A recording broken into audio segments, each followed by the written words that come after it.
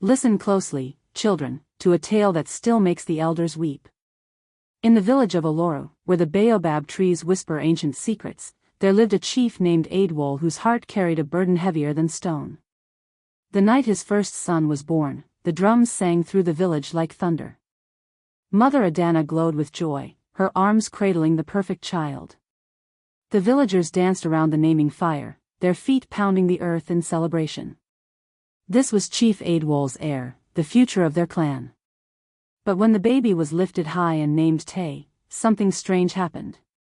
Chief Adewole, who should have roared with pride, instead turned his face away. His eyes, usually warm as honey, grew cold as river stones. Without a word, he stood from his place of honor beneath the great baobab tree. The dancing stopped. The singing died in throats. Every eye watched as their chief walked away from his own son's naming ceremony, his back straight as a spear, his heart locked tight as a burial cave. The villagers stood frozen, their celebration turning to whispers. What father abandons his son's first blessing? What darkness could make a chief reject his heir? None of them knew the terrible secret that would soon tear their world apart. Days passed like shadows in the chief's compound, and something was terribly wrong. Mother Adana noticed first, as mothers always do. Chief Adewole would not hold baby Tay. He would not speak to him directly, passing messages only through servants like the child was cursed. When other children in the compound laughed and played, Adewole would smile and praise them. But when Tay gurgled or reached tiny fingers toward his father, the chief's face would harden like clay in fire. He would turn away, as if the sight burned his eyes. The women at the village well began to whisper. They watched Adana carry her burden alone, saw how she tried to hide her tears behind bright smiles. They wondered what evil spirit had possessed their chief's heart. Perhaps the child carries bad medicine, old Mama Kemi murmured, grinding cassava with worried hands. Perhaps he was born under a dark star. But none of their guesses touched the truth. None of them knew that each time Adewole looked at his beautiful son, he saw not a blessing but a debt. A debt that grew heavier with each passing day, pressing down on his chest until he could barely breathe. The chief's cold treatment of Tay became the village's greatest mystery, a riddle that would haunt them all. As little Tay grew from baby to toddler, the whispers grew louder. The village griots, keepers of old stories, began to remember dark tales from long ago. They spoke in hushed voices about ancient superstitions that made mothers clutch their children closer. A firstborn boy born under an eclipse, they whispered, brings either great glory or terrible ruin. There is no middle ground. The children at the marketplace, cruel as children can be, began to call Tay, the unwanted prince. They would point and giggle when he passed with his mother, their innocent words cutting deeper than knives.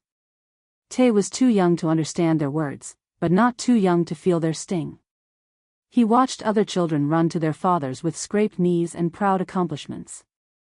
He saw how they were lifted high, how they were kissed and praised and loved. But when Tay looked toward Chief Adewole with wide, hopeful eyes, those eyes met only stone. His father's gaze would harden, jaw clenching like he was fighting some invisible beast. Then Adewole would turn away, leaving his son standing alone in a courtyard full of people. Even at such a tender age, Tay began to wonder, what had he done wrong? Why did his father's eyes hold such pain whenever they looked upon him? The answers lay buried deeper than the oldest graves. 7 years passed, and Tay's hands proved blessed with uncommon skill.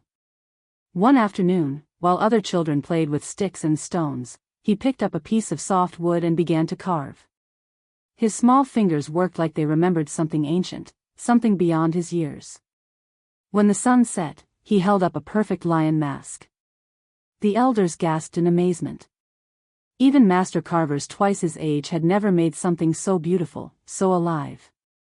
The lion's eyes seemed to watch you, its mouth seemed ready to roar. Bring it to the chief, the elders whispered excitedly. He must see this wonder his son has made. With trembling hands, Tay carried his masterpiece to his father. He stood before Chief Adewole, the mask held high like an offering to the gods. This would be the moment, he thought. This would make his father love him. Aidwol stared at the mask for a long time. His face showed no pride, no wonder, no warmth. Without a single word of praise, he turned and walked away, leaving Tay standing there with his heart cracking like dried earth. That night, Mother Adana wept quietly by the cooking hearth. She thought no one could hear her, but her sobs echoed through the compound like a mourning song. Even the spirits seemed to weep with her. The Yam festival arrived with drums and dancing, the whole village celebrating their harvest. Young men raced through the compound, showing their speed and strength. Tay, now quick as a young antelope, joined the race with hope singing in his chest. His feet flew over the red earth. Other boys stumbled behind him as he leaped over roots and stones like he was born to run. The crowd cheered his name as he crossed the finish line first, their voices rising like bird songs. Tay! Tay! The chief's son wins. The boy's heart soared higher than the eagle's. Surely now, surely this time, his father would be proud. He searched the crowd for Chief Aidwol's face, hungry for just one smile, one nod of approval. But Chief Aidwol did not clap. His hands remained still as death at his sides. Before they could even award the prize, he turned his back and walked away, leaving the celebration like it meant nothing. The villagers shook their heads in confusion and shame. One drunken uncle, emboldened by palm wine, muttered loud enough for all to hear, "Even stones know their sons. What manner of father is this?" The words hit Tay like arrows. He stood there holding his prize, feeling smaller than dust, while the whispers began again around him. Mother Adana's heart could bear no more. In secret, when the moon was dark and the village slept, she wrapped baby Tay close and walked to the edge of the forest. There, in a hut that smelled of herbs and mystery, lived Olakan, the village's ancient diviner. The old man's eyes were white with cataracts, but they saw deeper than any sighted man's. He welcomed Adana without words, as if he had been expecting her visit. His gnarled hands shook cowrie shells in a calabash before casting them onto a woven mat. For a long time, Olakan studied the shell's pattern. His weathered face grew troubled, then frightened. Finally, he leaned close to Adana and whispered words that made her blood run cold. "The river watches him," the old man said, his voice cracking like dried leaves. "Always watching. Always waiting." "What do you mean?" Adana begged. "What river? Why?" But Olakan pressed his lips tight as a sealed pot. He would say no more, only pressed a small charm made of cowrie shells and black thread into her palm. His hands trembled as he touched hers. "Keep this close to the boy," he whispered. "And pray the river forgets his name." Adana left the diviner's hut more frightened than when she came, the charm burning like fire in her hand. That night, Adana's fear turned to fury. She had carried this burden alone too long, watching her son's spirit slowly break under his father's coldness. When Chief Aidwol returned from his evening walk, she was waiting for him like a lioness guarding her cub. "Enough," she roared, startling him. "I demand to know why you treat our son like he carries plague. What poison has infected your heart?" Aidwol's face went pale, then dark as a storm cloud. His carefully controlled mask cracked, revealing something wild and desperate underneath. "Ask the spirits," he shouted, picking up a water calabash and hurling it against the mud wall. It exploded into 100 pieces, water splashing everywhere like tears. "Ask them why they curse innocent children. Ask them why fathers must choose between love and death." His words made no sense to Adana, but his pain was clear as sunlight. For the first time since Tay's birth, she saw her husband not as cruel, but as broken. Shattered like the calabash pieces scattered at their feet. Without another word, Aidwol stormed out into the dark forest, leaving Adana standing alone among the fragments of their life. The night wind whispered through the compound, carrying secrets too dangerous to speak aloud. Something terrible was coming. She could feel it in her bones. Tay had always been a curious child, and curiosity led him to places children shouldn't go. While playing hide-and-seek with the other compound children, he decided to hide behind his father's private shrine, the sacred space where only Chief Aidwol was allowed to go. As he crouched in the shadows, his small hands felt something odd in the earth. There was a hollow space beneath the shrine, hidden under carefully arranged stones. His fingers found a small opening, just wide enough for a child's hand. Inside the hollow, wrapped in soft cloth like a precious thing, was a tiny clay figurine. Tay's heart nearly stopped when he realized what it was. The figurine looked exactly like him, same face, same size, even carved wearing clothes like his own. But this was no loving father's keepsake. The clay Tay was wrapped in dark riverweed that smelled of deep water and old magic. Red thread was wound around its tiny throat like a noose. The whole thing felt heavy with power, heavy with purpose. Tay's hands shook as he quickly wrapped the figurine back up and hid it exactly where he found it. But he could not hide from what he had seen, could not unsee the fear that was now growing in his chest like a poisonous plant. Why did his father have a clay copy of him, bound with river magic and hidden like a shameful secret? The Ashimiri River had always been the village's blessing, providing fish and water for their crops. But that season, something changed. The river began to taste different, wilder, hungrier. Then the fishermen started disappearing. First, it was old Emeka, found floating face down with his canoe split open like a ripe fruit. The wood was cracked in strange patterns, like something with claws had torn it apart from the inside. Then young Obinna vanished completely, leaving only his empty boat drifting downstream, filled with silver scales no one had ever seen before. The villagers gathered to whisper about river spirits awakening from long sleep. They spoke of Ashimiri, the ancient goddess who lived in the deepest pools, whose anger could drown entire villages if she chose. Chief Aidwol began to act even stranger than before. He would disappear into the forest at night, returning before dawn with mud on his clothes and fear in his eyes. Sometimes the children heard him muttering prayers to gods whose names they didn't recognize, his voice desperate as a drowning man's. He would stand at the edge of the compound, staring toward the river with the look of someone waiting for executioner's drums. His hands would shake as he performed the evening rituals, dropping sacred items and cursing under his breath. The whole village felt the change, like pressure building before a terrible storm. Something was waking up in the deep waters, and it was hungry. 16 years had passed since that cursed naming ceremony, and Tay had grown tall and strong despite his father's coldness. The time had come for his age rites ceremony, the ritual that would make him a man in the eyes of the village. Other boys his age had fathers who spent weeks preparing for this honor, gathering the finest gifts and planning great celebrations. But when Tay's ceremony arrived, Chief Aidwol sent only a single goat as offering and refused to attend at all. Tay stood in the sacred grove with the other boys, surrounded by proud fathers and beaming relatives. But where his father should have been, there was only empty space. The absence felt heavier than the thickest shadow, pressing down on his shoulders like iron chains. The village elders performed the rituals with embarrassed faces, trying to honor a boy whose own father would not claim him. They painted the sacred marks on his forehead and spoke the ancient words, but their voices carried sadness instead of joy. That night, as the celebration drums echoed across the village, Tay made a private vow under the stars. He would never again beg for his father's love. He would never again hope for acceptance that would never come. His heart hardened like metal in fire, protecting itself the only way it knew how. But hearts, like metals, can become brittle when they grow too hard.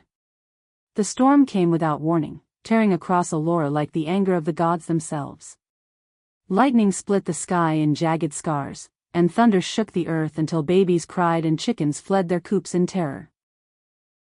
The great baobab tree at the center of the chief's compound, the tree that had stood for more generations than anyone could count, was struck by a bolt of lightning so bright it turned night into day. The ancient trunk split down the middle with a crack that sounded like the world breaking apart. The villagers huddled in their huts, believing this was surely a sign from the ancestors. The spirits were angry about something, sending warnings in wind and fire and shattered wood. But Chief Aidwol did not hide. He stood in the pouring rain, water streaming down his face like tears, staring at Tay's small hut as if seeing something no one else could see. His clothes were soaked, his body shaking with cold, but still he stood there like a man watching his own grave being dug. The elders who saw him whispered that grief had finally driven their chief mad. They did not understand that he wasn't seeing Tay's present, but his future, a future that was rushing toward them faster than flood waters, and just as impossible to stop. The broken baobab lay between father and son like a bridge that could never be crossed again. While Aidwol wandered the forest, consumed by his terrible secret, Adana searched for answers in places wives were forbidden to look. She crept into her husband's private chest, her hands trembling as she moved aside his ceremonial robes and sacred objects. At the bottom, wrapped in oiled leather like something too dangerous for light, she found a scroll marked with dark stains that looked suspiciously like dried blood. Her heart hammered as she unrolled it, squinting at the ancient symbols she could barely read. The words made her stomach turn to ice. It was a pact, a bargain written in the old tongue, promising things no parent should ever promise. Chief Aidwol's signature was at the bottom, sealed with his own blood, bound to the river goddess Ashimiri. The agreement was simple and horrible. In exchange for ending the great drought that had once threatened to starve their people, Aidwol had promised their firstborn son to the river goddess. The boy would belong to her waters when he reached his 18th harvest, his life claimed as payment for the village's salvation. Adana's hands shook so violently she nearly dropped the scroll. Now she understood everything, the coldness, the distance, the pain in her husband's eyes. He had not stopped loving their son. He had been trying to save him by hiding him from the goddess's hungry gaze. But the 18th harvest was only months away, and debts to river gods always come due. When Aidwol returned from his midnight wandering, Adana was waiting with the scroll spread across their sleeping mat like an accusation. His face went white as bone when he saw it, then crumpled like a man whose last hope had died. "You had no right," he began, but she cut him off with fury sharper than any blade. "I had every right. I am his mother. I bore him, I nursed him, I watched him break a little more each day because his father treated him like poison." Aidwol sank to his knees beside her, and for the first time since Tay's birth, he wept. Not the silent tears of a proud man, but deep, body-shaking sobs that seemed to tear his soul apart. "The drought," he whispered between gasps. "You remember the drought. 3 seasons without rain. The crops died, the cattle died, children began to die. The elders came to me, begging me to do something, anything." His voice broke like a dying man's. "I went to the river goddess. I offered gold, cattle, my own life. But she wanted something more precious.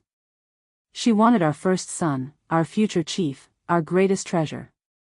So you chose hatred to hide him from her?" Adana asked, understanding dawning like terrible sunrise. "It was the only way," he sobbed. "If she saw how much I loved him, she would take him instantly. But if I seemed to reject him, perhaps she would lose interest, find another prize. But goddesses are not so easily fooled, and time was running out." Neither parent noticed the small shadow outside their hut, pressed against the wall like darkness made solid. Tay had returned from a late hunt and heard his mother's angry voice through the thin walls. He crept closer, thinking to learn why his parents fought so often. Instead, he learned the truth that shattered his world like clay striking stone. Every word cut deeper than the last. The pact. The goddess. The 18th harvest. The terrible knowledge that his father's hatred had been love wearing the cruelest disguise imaginable. Tay stumbled away from the hut, his breath coming in sharp gasps. His legs carried him blindly through the compound while his mind reeled with revelations too large to hold. All these years of pain, all these years of believing himself unwanted, unloved, it had all been a lie. But somehow, this truth hurt worse than the lie ever had. To learn that his father loved him enough to break his own heart, to discover that every cold glance had been a desperate attempt at salvation, it made the coming doom feel heavier than mountains. In just a few months, he would turn 18. In just a few months, a river goddess would come to collect her prize. His father had sacrificed everything trying to save him, but some debts cannot be avoided forever. The boy who had never felt loved now felt too loved, and it was a burden almost too heavy to bear. Tay ran into the forest like a wild thing, branches tearing at his clothes, thorns drawing blood from his arms. He ran until his lungs burned and his legs trembled, ran until he reached the clearing where he had once carved that perfect lion mask as a hopeful 7-year-old. The mask was still there, weathered by seasons but somehow preserved, sitting on the old stump like it had been waiting for him. All those years ago, he had carved it with such hope, such desperate desire to please his father. Now he picked it up and smashed it against a tree with all the fury in his broken heart. "Lies," he screamed at the dark sky, his voice echoing through the trees like a wounded animal's cry. "All of it lies. You made him hate me to save me, but for what? To die anyway?" He raged at his father for the deception. He raged at his mother for not telling him sooner. But most of all, he raged at the gods who used people's lives like trading coins, who demanded children as payment for rain. "I will not die for your bargains," he shouted at the stars. "I will not be your sacrifice. My life belongs to me, not to river spirits or drought or any of your cursed deals." But the forest offered no answers, only the echo of his own desperate words. And somewhere in the darkness, the river heard his defiance and stirred with ancient hunger. The goddess was beginning to wake from her patient slumber. 3 nights after Tay's rage in the forest, the fisherman made a discovery that sent terror through the village like wildfire. Another canoe had been found, torn to pieces and scattered along the riverbank like broken toys. But this time was different. The wood was covered in scales unlike any fish they knew, silver scales the size of a man's palm that gleamed like polished metal. When old fisherman Chike touched one, it burned his finger like fire. The river itself seemed changed. During the day, it flowed normally, carrying their trade boats and reflecting the sky like always. But at night, villagers swore they could hear it humming, a low, wordless song that made dogs whimper and babies cry in their sleep. Tay began to dream strange dreams. In his sleep, he heard a voice calling his name from beneath black waters. The voice was beautiful as birdsong and terrible as thunder, promising him wonders in the deep places where sunlight never reached. "Tay," it whispered in languages older than human speech. "Sweet child, your time grows near. Come to the water, come and see the palace I have built for you beneath the waves." He would wake gasping, his sleeping mats soaked with sweat that tasted like river water. The dreams were getting stronger each night, harder to resist. Something was pulling at his soul with invisible threads, reeling him in like a fish on a line. The 18th harvest was only weeks away, and Ashimiri was growing impatient. Fear drove Tay to desperate action. If he could not fight the river goddess, perhaps he could run from her. He began gathering supplies in secret, dried meat, water gourds, maps drawn by hunters who had traveled to distant lands. His plan was simple: flee Oloru before his 18th harvest, travel to places where river goddesses held no power, start a new life where ancient debts could not find him. But as he reached the edge of the village with his traveling pack, a figure materialized from the morning mist like a vision from the spirit world. Alakan, the ancient diviner, stood blocking his path with eyes that saw too much. "Running, young chief?" the old man asked, though his blind eyes stared past Tay towards something invisible. "Running from water that flows through every land, every valley, every place where humans dare to live?" Tay's heart sank like a stone. "You know why I must leave." Alakan nodded sadly, his weathered hands gripping his walking stick. "I know, child. But I also know this truth: she will find you wherever water flows. Rivers connect to rivers, streams feed streams. The earth itself is veined with her power." The old man's voice cracked with sorrow. A debt written in divine blood cannot be escaped by running, only by changing the terms of payment. Tay's pack fell from nerveless fingers. There would be no escape, no flight to safety.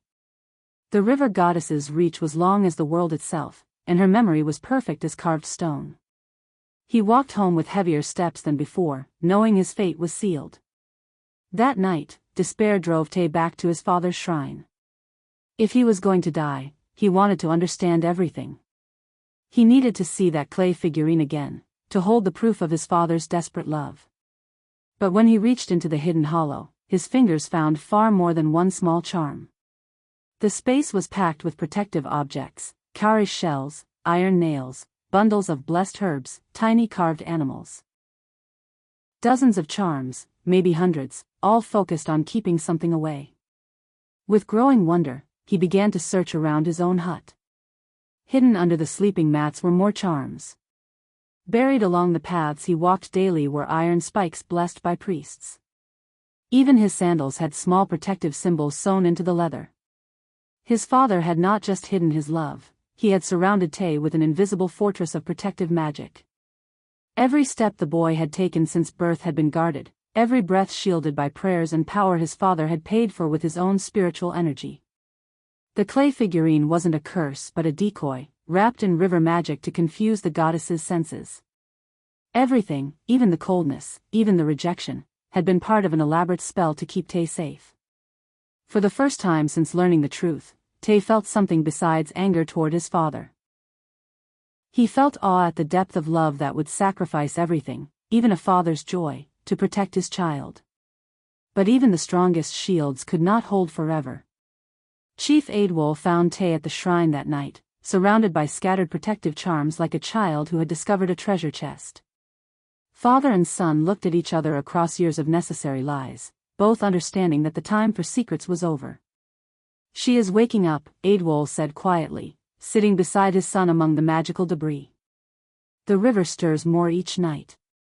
Soon she will rise to claim what was promised." Tay studied his father's face in the moonlight, haggard, aged beyond his years, carved hollow by carrying unbearable knowledge alone. "The harvest moon," Aidwol continued.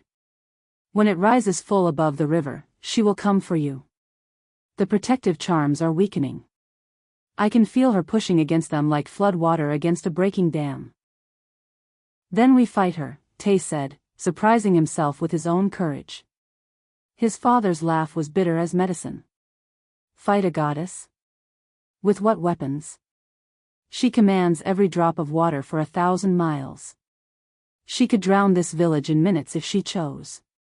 But then Aidwol's expression changed, hope flickering in his eyes like a small flame. "Unless, there might be one chance. A trick as old as the spirits themselves. We cannot break the bargain, but perhaps we can fulfill it in an unexpected way." He gripped Tay's shoulder, the first time he had willingly touched his son in 16 years. "Are you brave enough to carve your own death, my son?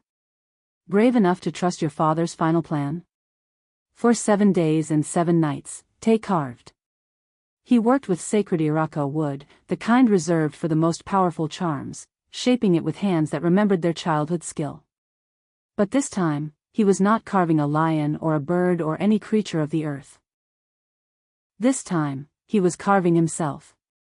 The villagers watched in fascination and terror as the young man worked without rest, without food, without sleep.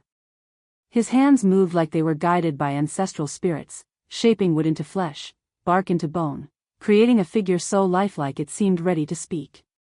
He embedded strands of his own hair into the wooden scalp. He let drops of his blood stain the wooden lips. He breathed his own breath into the wooden lungs, sharing his life force with his carved twin until the boundary between original and copy became thin as spider silk. Old women brought him cups of water that he ignored. Children left plates of food that remained untouched.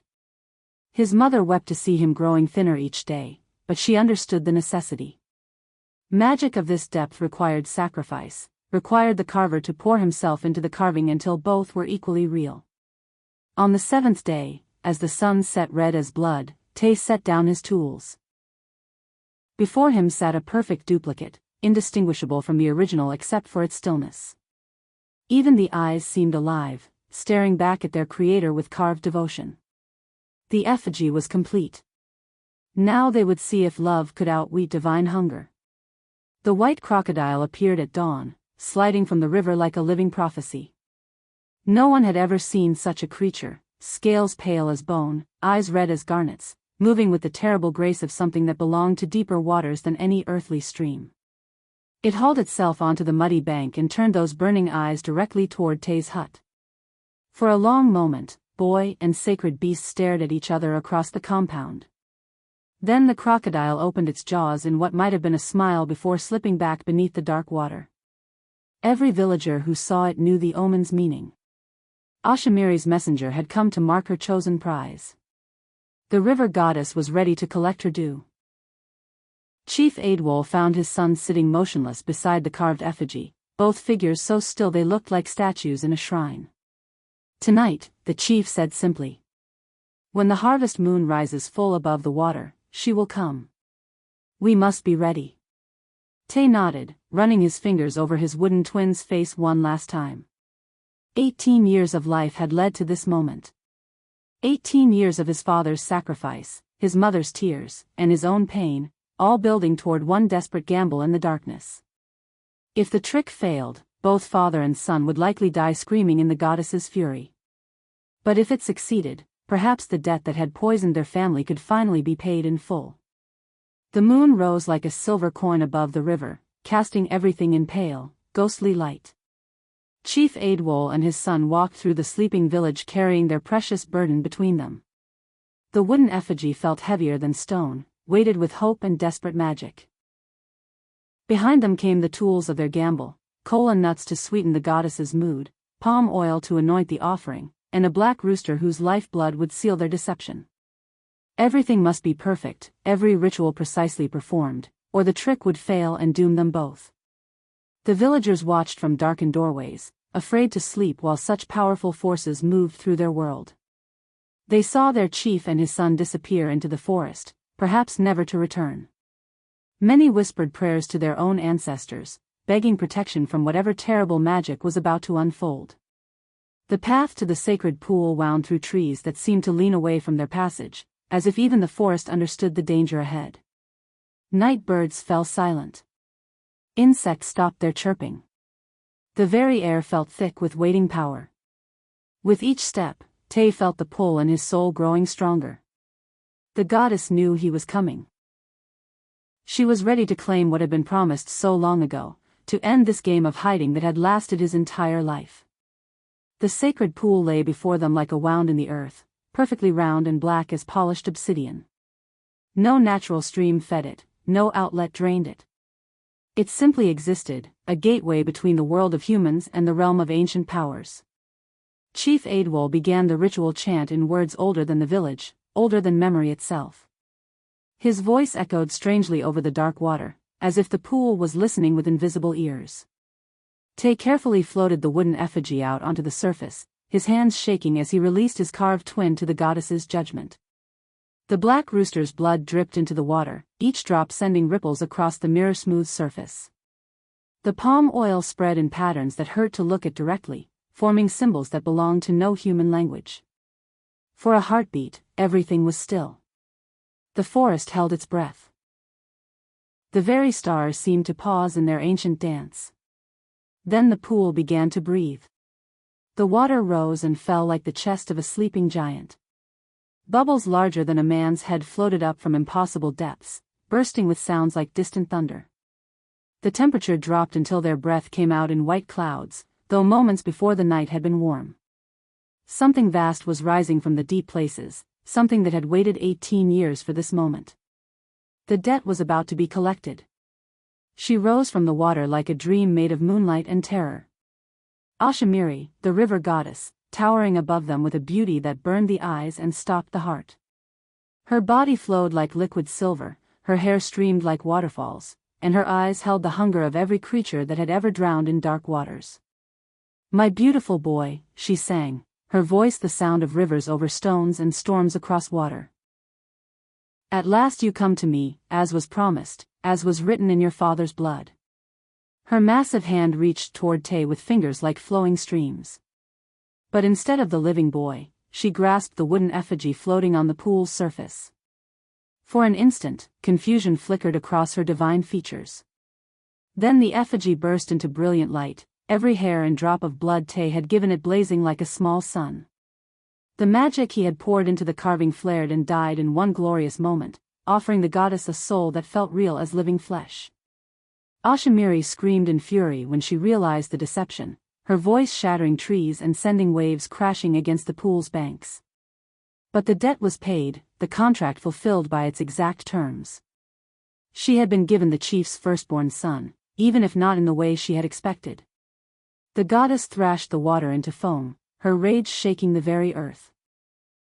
But divine law bound even her, she could not reclaim what had been freely given according to the ancient pact. With a final shriek of frustrated hunger, she sank beneath the black water, dragging her wooden prize with her into the depths.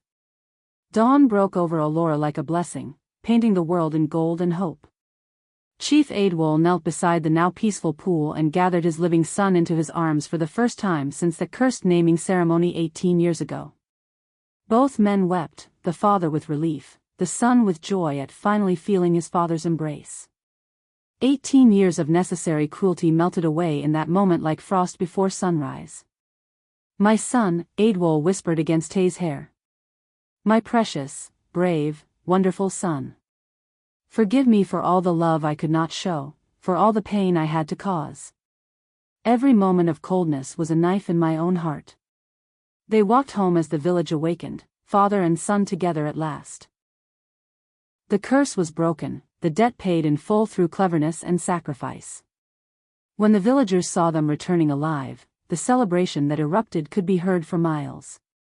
But the greatest celebration was in Chief Aidwol's heart, where love no longer needed to wear the mask of hatred. The drums thundered through Allura once again, but this time they sang not of a birth, but of a rebirth, the rebirth of a father's love and a family made whole. And if you listen carefully on quiet nights, the elders say, you can still hear those drums echoing across the water, celebrating the day a father's love proved stronger than divine hunger, and a son learned that sometimes the cruelest kindness is the truest love of all.